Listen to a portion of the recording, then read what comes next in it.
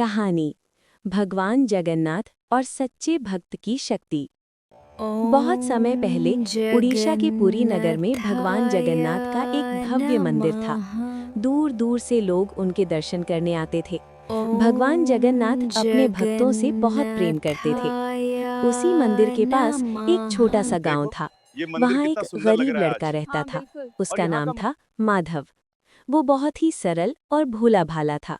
उसके पास धन नहीं था, लेकिन उसके दिल में भगवान के लिए अपार भक्ति थी।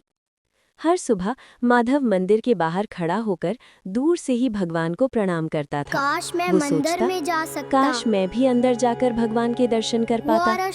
एक दिन उसने हिम्मत करके मंदिर में प्रवेश करने की कोशिश की, लेकिन द्वारपाल ने उसे रोक दिया और कहा, तुम्हारे पास चढ़ावा नहीं है, तुम अंदर नहीं जा सकते। ये सुनकर माधव बहुत दुखी हो गया। उसकी आंखों में आंसू आ गए। वो मंदिर के बाहर बैठकर भगवान से बोला, हे प्रभु, मैं आपको दिल से चाहता हूँ, लेकिन मेरे पास कुछ भी नहीं है। क्या आप मुझे नहीं देख सकते? उस रात वो भूखा ही सो गया। एक रात माधव को एक सपना आया। उसने देखा कि एक उज्जवल प्रकाश फैल रहा है। उस प्रकाश से एक प्यारा सा बच्चा प्रकट हुआ, गोल आंखें, मधुर मुस्कान। बच्चे ने कहा, माधव, मैं तुम्हारा मित्र हूँ, कल सुबह नदी के किनारे मुझसे मिलना।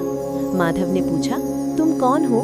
लेकिन बच्चा मुस्कुराकर गायब हो गया। अगली सुबह माधव जल्दी उठकर नदी के किनारे पहुंचा। वहां वही बच्चा खड़ा था।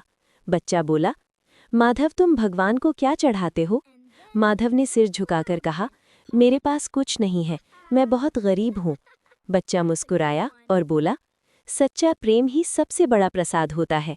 फिर उसने माधव का हाथ पकड़ा और कहा, चलो, मैं तुम्हें मंदिर के अंदर ले चलता हूँ।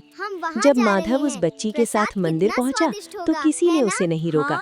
द्वारपाल भी चुपचाप खड़ा रहा। माधव आश्चर्यचकित था। वो अंदर गया और भगवान जगन्नाथ के सामने खड़ा हो गया। उसकी आंखों से खुशी के आंसू बहने लगे। उसने हाथ जोड़कर कहा, हे प्रभु, आज मेरा सपना पूरा हो गया।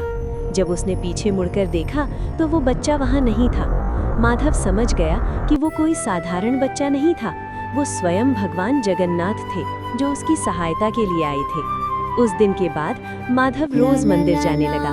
अब उसे कोई नहीं रोकता था। सभी लोग उसकी सच्ची भक्ति की प्रशंसा करने लगे।